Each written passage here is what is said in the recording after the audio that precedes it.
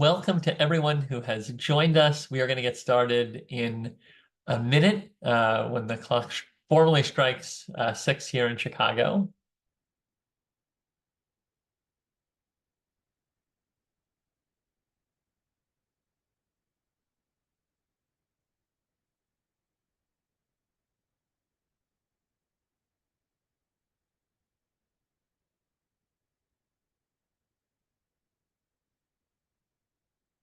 All right, great. Well, the clock has struck. Welcome all to our information session on reflections on leadership from the Prince to the Drum Major, which is going to be a residential seminar where we immerse lifelong learners in the spirit of the University of Chicago, coming up in September.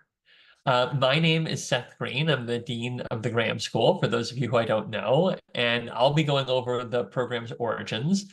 Then I'll be turning it over to Jason Yonover to give a snapshot of his course. And then we'll be turning it over to Tim Murphy, who can talk through the logistics. And then most importantly, we will have Q&A, and we have an intimate group. And so we're really eager to hear your questions and thoughts about the seminar.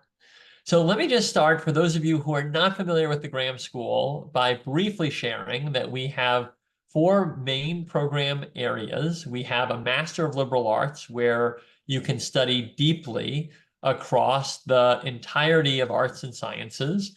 And this residential seminar is a program that the MLA puts out both for its students and for a generally curious adult audience. And so it's a very unique opportunity to glimpse in directly to the rigorous curriculum of the university. We also have a great books program called the Basic Program of Liberal Education. We have more than 70 courses every quarter across all of the different domains of the university from a non-credit perspective through open enrollment. And then you can travel with us to Greece, to Oxford, and to beyond. But the reason you are all here is because a couple years ago, we began this pilot now, which we do each autumn and spring, where we said we're bringing people around the world, but now we have students all over the world because Zoom has really expanded our global footprint. And we wondered to ourselves, how can we ensure as we bring people all around the world that we also include in that world that we bring people to in an immersive way, our own distinctive intellectual community in Hyde Park? And so we began asking this question: how do we create a seminar that really allows people for a week to have the type of experience that a student does who is a traditional student at the university's campus? And the response to that was this idea of a residential seminar, where you come and you go through a course in a concentrated way with a gifted faculty member, and at the same time, you experience the broader university. So you have guest lectures from others at the university, you visit some of our iconic spots and museums, you take tours, you do dinners in some of our different places at the university, and you really feel like this 1-week sabbatical of immersive education, both through the course, but also through these co-curricular offerings that really enliven the experience. We've now had a number of these residential seminars. The first was on humanistic inquiry. Then we did one on digital ethics. Then we had a literature-focused one, then bioethics. And so as we look to this particular opportunity, we've heard a lot of interest in the topic of leadership. Now, leadership can be addressed in multiple ways. And, if you go to the Booth School at the university, they will take business approach to that topic. They'll think very practically about, here are the 3 keys to being an effective leader of people. We think of it at the Graham School typically with a more multidisciplinary lens, and we really think of it in terms of a philosophical perspective. And so this particular course really offers the philosophical debates and underpinnings of how to think about that topic of leadership. I'll just share that we have many people who have really found these residential seminars to be transformative.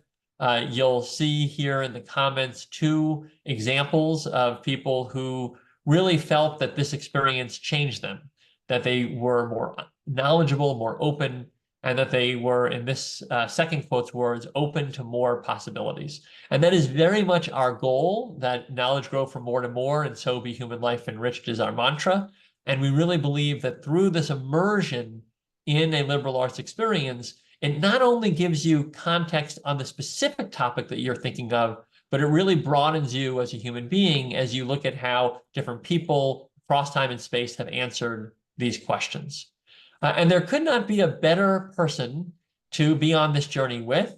Jason Yonover is a new instructor at the University of Chicago Graham School, but he is not new to teaching. We are very fortunate that he comes with an extraordinary resume, including teaching many graduate and undergraduate courses at Princeton University, will be headed to Yale next year, and has a PhD in multiple areas from Johns Hopkins University.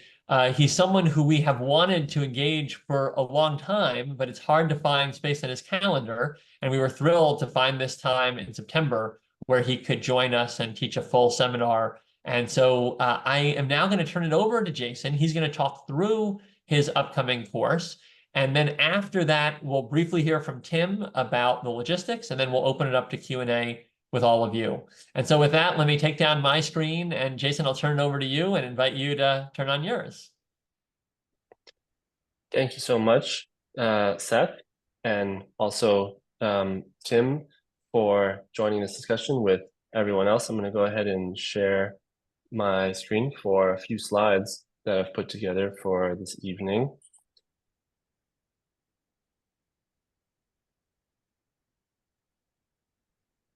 And everyone should be able to see a title slide here. There are a couple ways to think about this seminar, and I want to just work through a few of its general ideas and then quickly gloss a couple of the figures that I have in mind for the fall, for the seminar that I've designed.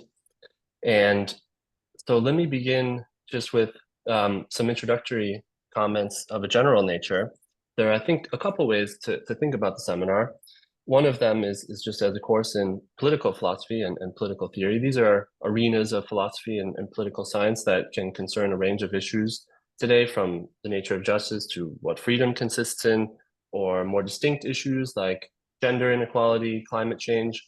But throughout the political philosophical tradition, there's one focal theme that crosses through several others. That's the figure of the leader. So we have, for instance, Machiavelli's very strategic prince, Hobbes's Leviathan, which I won't be able to discuss today, but which you may know is this kind of great absolute sovereign. We have Spinoza's more moderate leader, Hegel's world historical individual, King's drum major. I'll say a few things about each of those figures quickly today.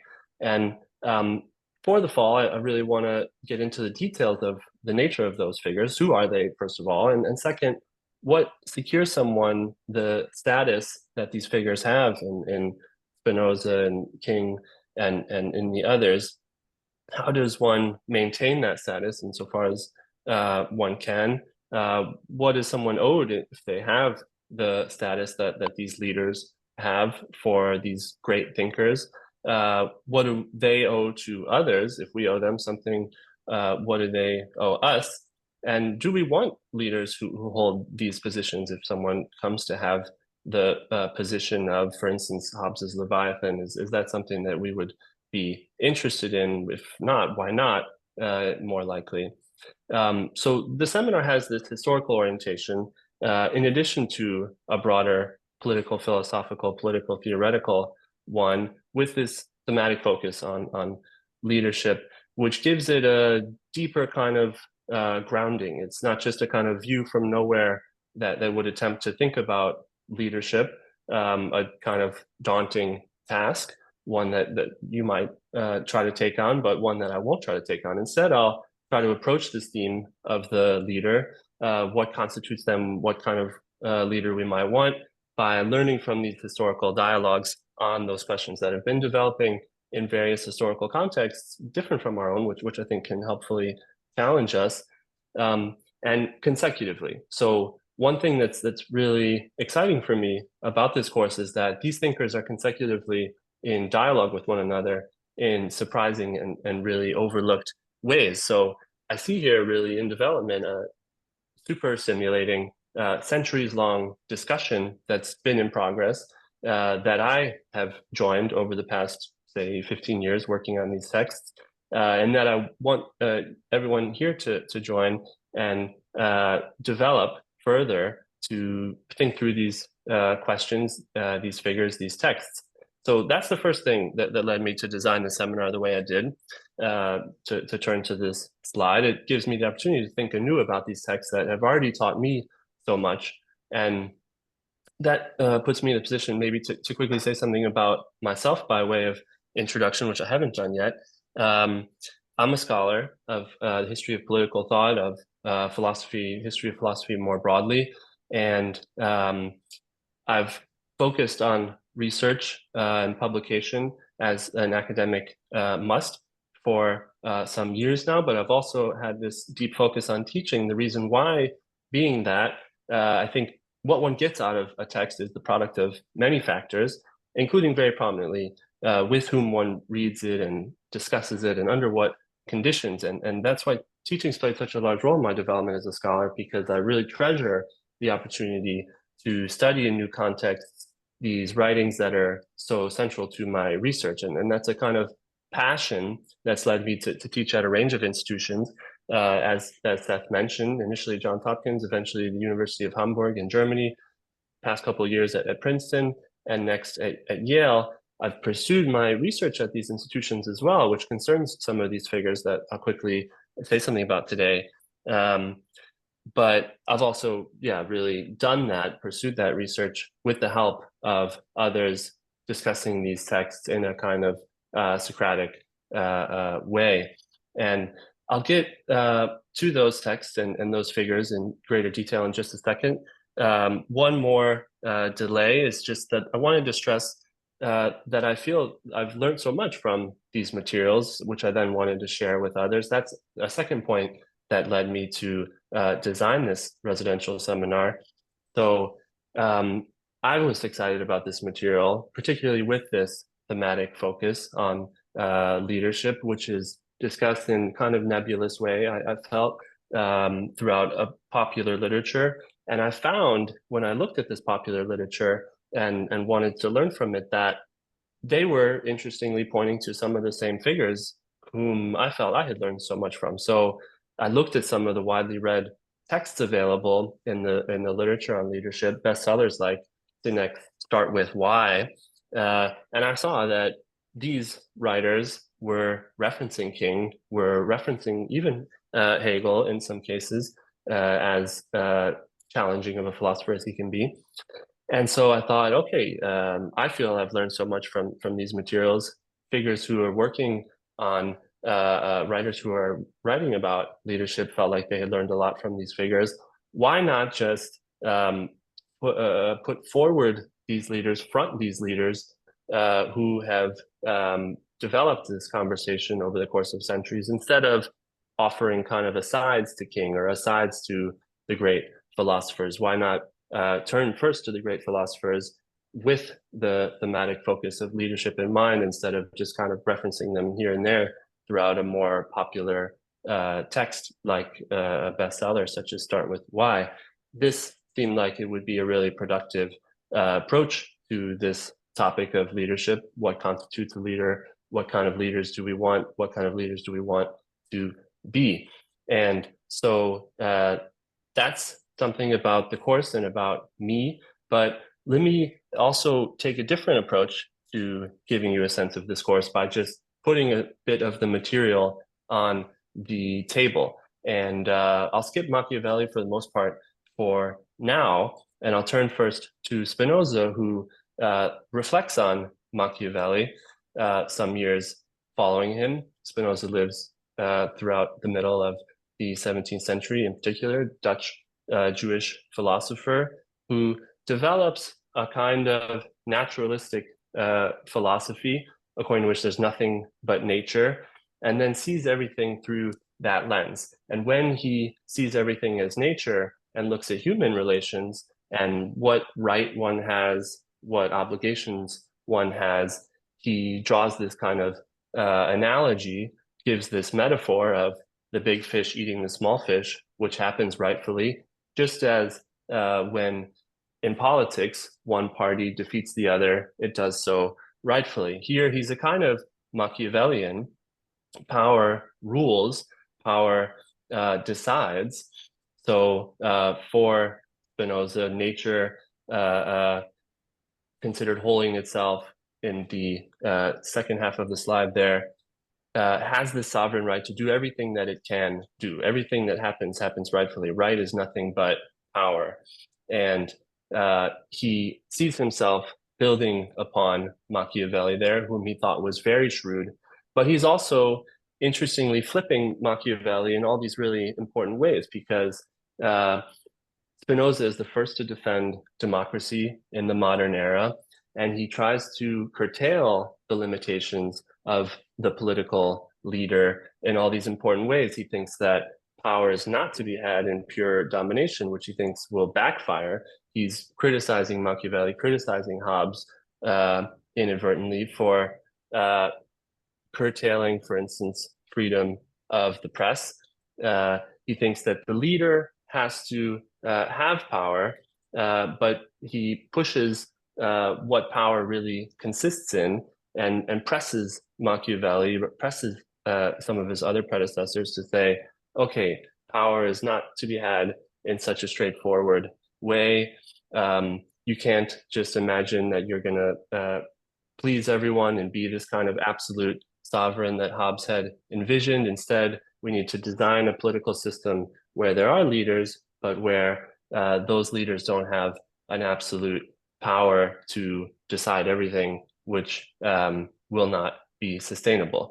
And Hegel, like I said, is building upon Spinoza again in this centuries-long discussion that we're joining. He edits this beautiful edition on the left-hand side of the slide.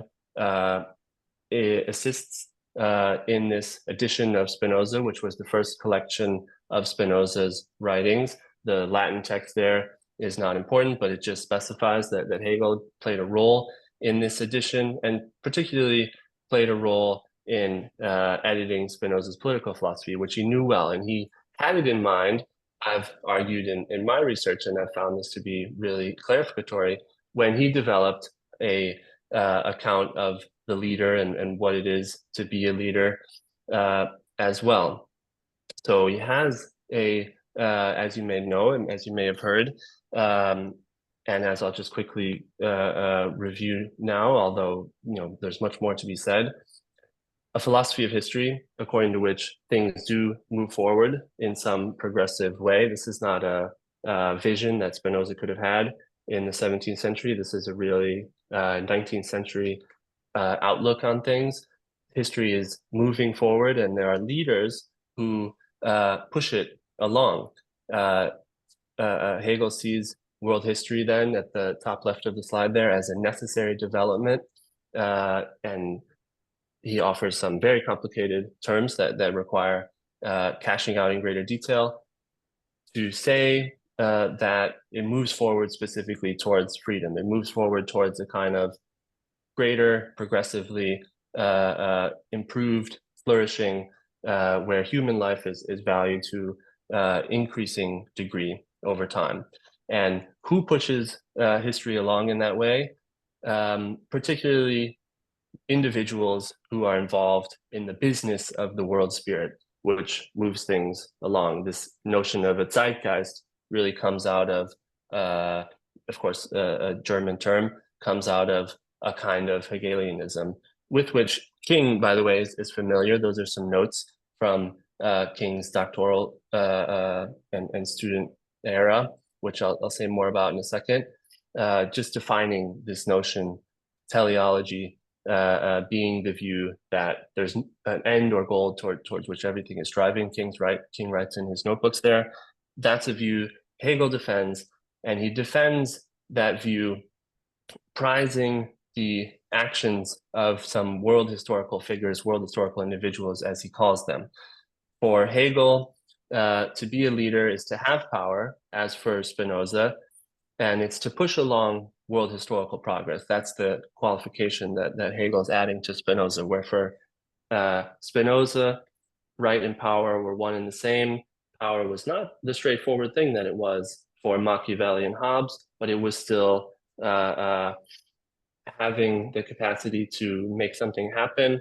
For Hegel, you have to have the capacity to make something happen, but also that thing that happens has to take place and push forward world history along a kind of arc.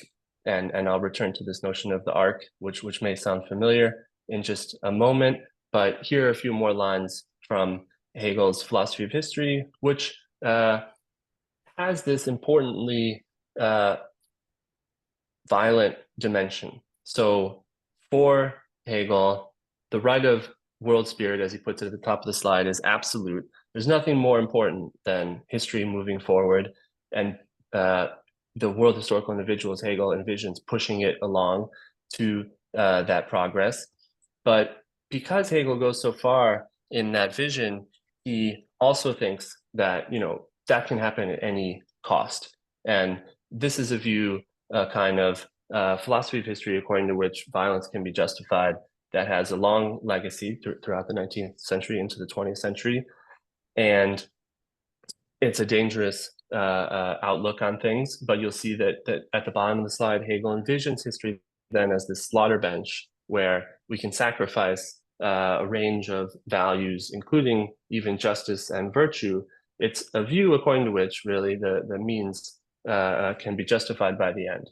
And I think King is really right to come along. He reads Hegel, which is not yet known. I've benefited from work in in King's archives in Boston, which look like this. That's King's briefcase on the right, a really beautiful piece that they have in those archives as well, which number more than tens of thousands of items, including this one on the bottom left of the slide, where King specifies that Hegel had greatly stimulated his thinking. His study of Hegel, specifically with these instructors, had greatly stimulated his thinking. He had said in an early draft of this text, deeply influenced. And he will even be speaking about Hegel in some of his first interviews. So, for instance, he gets this letter from a pastor in Harlem asking him, why in this interview are you talking about Hegel rather than Jesus? I think King quickly realizes that if he's going to make some world historical change, if he's going to become the kind of world historical individual that Hegel was interested in, he's not going to do it in mid-20th century America with reference to German philosopher. Instead, he's going to do it by invoking, for instance, some of the religious values that Americans had and in many cases still have. But this is just a very interesting document that again shows that King was really engaged with Hegel. In engaging with Hegel, he subscribes also to this view that history is moving forward, that the leader has to come along and push that world historical progress forward. But he offers now this important qualification. So Spinoza said the leader has to have power to have right. Power is a complex notion, has to be studied, and power is not as straightforward as some of Spinoza's predecessors, like Hobbes, may have thought.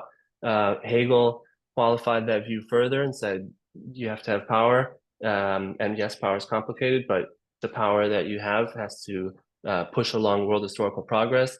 King thinks, okay, you have to have power, you have to push along world historical progress, we have to do it in the right way. So King's committed to the arc of the moral universe being long, but bending towards justice. He's committed to that bend involving all kinds of conflict situations, as he calls them in the middle of the slide there. But he's now got this new aim, according to which you can only achieve moral ends through moral means. The means has to be as pure as the end. You can't just justify any means with reference to the end. That means eventually a commitment to nonviolence, a commitment then ultimately to a very different kind of leadership, a softer leadership, which King thinks is ultimately going to get more done. So you might think Hegel's onto something here, you have to break some eggs to make an omelet as a leader. You have to stir things up. And King agrees you have to stir things up, but you can't just go around breaking everything. And if you try, you are not going to be successful, I think King would say. So power without love, this powerful text at the top of the slide here reads, is reckless and abusive. Power without love is power that's deployed maybe to some progressive end, but without any kind of concern for the match between the means and the end. It's reckless and abusive. But also love without power is sentimental and anemic. I think we really get a more grounded king insofar as we see him in this tradition. He's not the kind of idealistic utopian that you might get if you just think about him dreaming. No, he's got his boots on the ground and he's studying and thinking about power. Power it's at its best in love, implementing the demands of justice. This is where we must look as we move on. So you see King is concerned with historical progress, but doing it in a certain way. He's concerned with, achieving some ends that he thinks move us forward as a leader. He wants to push things onwards, but has to be done in a certain way. And I see him then building and also resolving many of the tensions in these earlier figures who have to be studied in their own right, but who I think can help us understand a course of history that's been taken, can help us understand some of those questions with which we began. What kind of leaders do we want? What kind of leaders have historical figures isolated and distinguished, and what do they mean to us?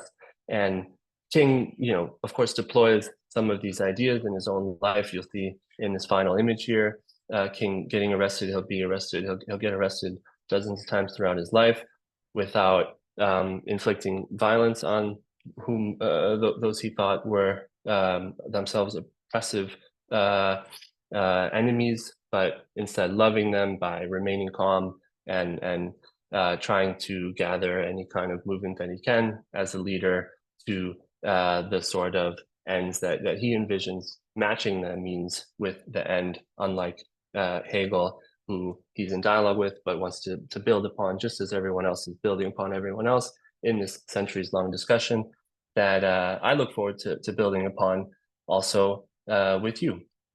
And I'll pause there.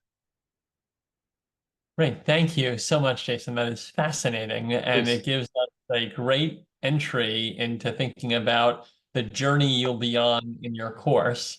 We're going to come to your questions, which may be many at this point for Jason.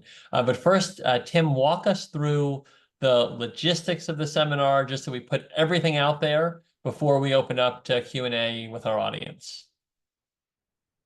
Certainly. I will also share my screen just to cover two quick slides on logistics of this week. So first will be the residency part of the residential seminar. We leave accommodations up to student discretion. So if you're in the Chicagoland area or have a preferred place to stay in Chicago, you're welcome to do that and commute daily to campus. But otherwise, our recommendation for folks coming in from out of town is to stay at the Study, which is a new hotel just on the south end of the main quad. So it'll just be a few minute walk from the classroom location on campus. Alternatively, there's another Hyde Park hotel called the Sophie on 53rd Street. That's about a 15 or 20 minute walk from campus. If you do want to stay at the Study, after you sign up for the course and receive your confirmation, we can be in touch with a discount code for a discounted rate on your rooms for the week at the Study. But again, both the Study and the Sophie are just recommendations. You're free to stay anywhere that you'd like in Hyde Park or elsewhere. And then just the other little bit of logistics to mention is signing up, enrollment, and tuition. So this is being run through the Master of Liberal Arts program for credit. But like our prior residential seminars, we're opening it up to Graham School non-credit learners to participate as a non-credit experience.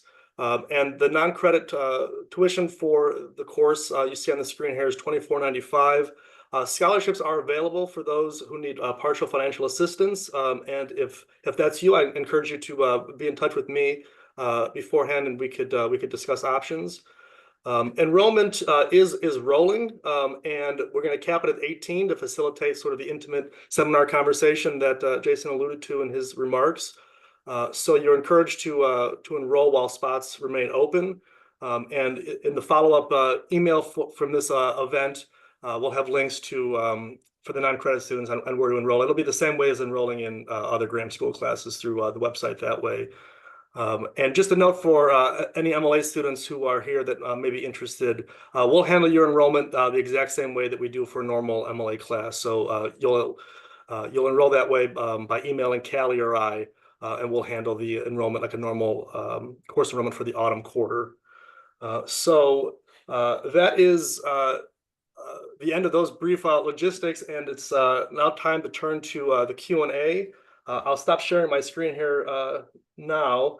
You're free to throw your questions into the chat, or if you're comfortable doing so, feel free to unmute yourself and shout them out, and we'll get them answered. So thank you very much. Great. What questions do you have? Feel free to shout out. Feel free to use the React tab, and that allows you to raise your hand or put your questions in the chat. What do you want to know from Jason about the course, or from Tim and I about the logistics? Although the course is probably the more interesting aspect.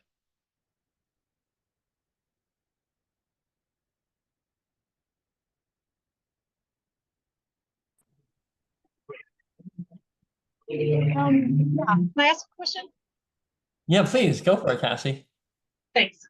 Yeah, the course sounds really fascinating. Thank you for the overview. I'm really interested. The questions I have are just kind of more about logistics around the course itself. So I'm wondering if the reading is required to be completed before we show up for the week, for one thing, or is it spread out through the week, or is it both? And then the other thing is just around assignments. So like, is there flexibility on the due dates of any assignments or papers at the end of the class, things like that?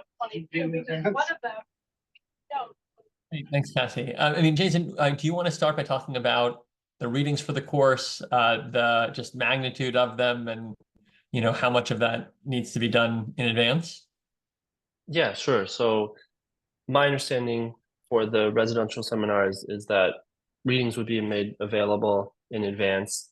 I think for the most part, the idea is that those readings are studied prior to the week, because the week is such an intensive experience that we want to have all the time we can have to enjoy discussing the material, rather than worrying about preparing notes on it the day before or anything like that. However, one could certainly focus more on some of the texts for the beginning of the week initially, and then midweek focus more in preparing a bit, looking back at, for instance, some of the texts for the later portion of the week. That's really up to everyone. But I think the idea behind the seminar form, and Seth and Tim, please correct me, is that most of the readings would be really moderate in length, not too demanding, such that indeed one can study them on one's own in advance, and then significantly deepen one's understanding of them in conversation with everyone else, and with my additions as the day proceeds throughout the week in each case. Great. And Tim, do you just want to handle for the people that do take it for credit, which is only a subset, and then are doing the assignments, the flexibility that people have as part of these seminars to kind of complete work afterward, rather than, needing to complete during? Yeah, and I think the important point was already made, that it is an intensive week. So there's no expectation that you fly home on a Friday and you're turning your final paper in on a Sunday. You need some time to digest the material. So there's flexibility with the final due date within reason, of course, because the dates of these seminars mean that it'll end a week or two before the autumn quarter starts, and then we'll be off to the races with your normal autumn classes. But I think that's the gist of it. In a nutshell, may I have an overview of the similarities of Machiavelli and the other and the variable? Thank you. The variable, did you say? I'm not sure I Yes, heard yes, thank you. The similarities and the opposite. Thank you. Okay, sure. I think I see similarities throughout where there's a real kind of boots on the ground commitment, which can be surprising with some figures more than others, to the effectiveness of the political leader. So a persistent commitment to centering power, a kind of realism throughout. You can't just have some ideas. You have to have a way to implement them. For Spinoza, it's a real kind of raw vision that he has, according to which right and power are one and the same. If you have power, then what you're doing is right, because for Spinoza, there's nothing but nature, and what humans do is just like what the big fish does when it eats the small fish. Whatever it can do rightfully. Spinoza's view is more nuanced in many ways, even though it's raw in some sense than some of his predecessors. So he's got all these really fascinating nuanced reflections about where we can really get power. And so, for instance, he's going to criticize some of his predecessors in saying, you can't get power by just telling people what to think, because that's going to backfire. And Spinoza becomes, as I mentioned, this first defender of democracy in the modern era, and he develops this really detailed account of why we have to have freedom of the press, for instance. But Hegel and King then build upon Spinoza in these distinct ways. Hegel saying you have to have power and you have to use it to get to some greater end, and King saying, yes, you have to get to some greater end, but the way that you do it is really important. You can't just do it in any which way, as Hegel sort of signals. And he inspires some really vicious political leaders in the 20th century with that openness to political change by whatever means is necessary, which I would love to discuss in greater detail. There are these fascist Hegelians in Italy, for instance, who think they're pushing along Hegel's agenda by supporting Mussolini. King would have known about some of this, and yet he studies Hegel nonetheless. When Hegel was really out of vogue, Hegel's back in vogue today in philosophy, and I think for a good reason, because he's just a fascinating thinker who challenges us in all these distinct ways. But King comes along and says, yes, the means is important as the end.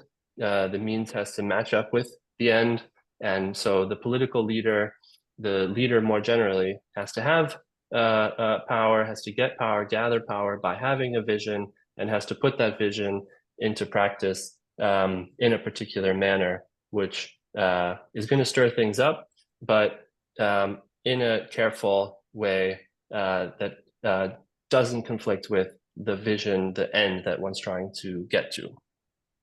I hope that's not too long of a summary, such that it can be a summary of some of the similarities and contrasts between these figures. Yeah. Thank you. Thank you. We have a question in the chat, Tim, that I'm going to put to you. It's from Amy. She asks, I'm hoping to eventually apply to the Master of Arts program in Humanities at UChicago, which is a sister of ours. Would this be a good introduction to what that might be like? And, could there even be references that come out of this? Your answers, Tim. I would say at a high level, the experience in the residential seminar would be similar to the classes in the math program. It's the Masters of Arts in the Humanities program, in that they're seminar based, a rigorous discussion, rigorous pursuit of big ideas with a nice collegial group of like-minded folks. And so that's sort of just a staple of UChicago's approach to education in the seminar format in particular. And as relates to your other question, well, I should also say that obviously it's a unique format. So the math classes will meet for 3 hours once a week for 10 weeks as opposed to this condensed format, but that probably goes without saying. And in response to your question about academic references, I don't want to put Jason on the spot or put even more work on his plate, but I would imagine that it would not be a problem for him to write you a recommendation, assuming all goes well in the course for your future academic pursuits. Great. The next question here is from Howard, and he asked for more detail on the other pieces beyond the class, as well as the schedule. And I know, Tim, I mean, to make this simple, we can follow up with what we have as a kind of schedule that we didn't include in the slides, but we have an overview of. So we can send that out. But do you just want to, for now, talk over that before we send it as a follow-up? Yeah, and so class sessions are going to meet Monday through Friday, 3 hours in the morning, not like usually it's 9:30 to 12 or 12:30. There's an hour lunch break, and then we'll do 3 hours in the afternoon, 1 to 4. And the rationale there is this is supposed to mirror the contact hours you get in a normal MLA course. It'll meet 30 hours over the course of 10 weeks, but we're going to do 30 hours over the course of 1 week. So that's the length and time of day. And in terms of the other stuff, yeah, yes, we will send a more detailed follow-up, but we have a welcome dinner usually on the Sunday before classes meet, and we'll do one more group dinner on the Thursday. And likely guest lectures. I'm still waiting to hear back from a few of them, but usually the purpose there is to get a new lens on this topic. So this isn't a pure philosophy class. Jason's bringing in some political theory and some history, but it's predominantly a philosophy class. So we'd look to supplement that with I have invitations out to somebody at the business school who studies leadership in that context, and pulling an example from a history professor from a big figure, Churchill or something. It won't be Churchill, but something in that realm, and maybe somebody in literature looking at leadership through the lens of Shakespeare or something. Those are the people that we have asked out to now, waiting to hear back from.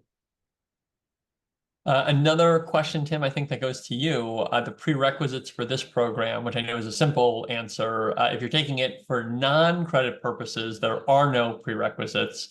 If you want to get credit, though, and whether or not credit can be applied, you need to already be a student. But I'll let you just answer anything else there. Yeah, just the one you do need to be in the MLA to get course credit for that. The one exception to that rule would be if you're considering applying to the MLA, for example, this autumn, we can retroactively have this course count for you. And so that's another example of something to get in touch with me over, and we could handle the logistics of how that works. So it is possible. I mean, years down the road, not so much. But if you're going to be applying in the autumn or the winter, we can have that happen. Right, and that would be with the full assignments rated, all those things, just so Absolutely. no one. Yep. I think that if they're not completing all of those, they can ever receive credit at the University of Chicago. All right, I think those are all the questions we see in the chat. Are there any more out there in real time? You can unmute or raise your hand if there are. Well, let me just close with one important observation. Jason did an incredible job of sharing these insights. I just want to say that while you hopefully got a sense of the gifted faculty member you'd be with, one thing you don't get a sense of in this room, but that is the very core of what we do in our classrooms, is that it is all about dialogue. And so truly what makes residential seminars so spectacular is the dialogue across the students as well as the faculty. And so as we close, I just want to name that because we want you to know that lecture is actually the exception in our classrooms, and we really build our entire instructional approach around the Socratic seminar. So with that, I don't see other questions. We will let you go, but know that we will be in touch with an email with that detail on schedule, as well as more information for those who want to take that next step and be part of the seminar this autumn, or I should say summer in the university's parlance. It's mid-September. All right, thank you all. Have very good evenings and enjoy the rest of this wonderful midsummer point.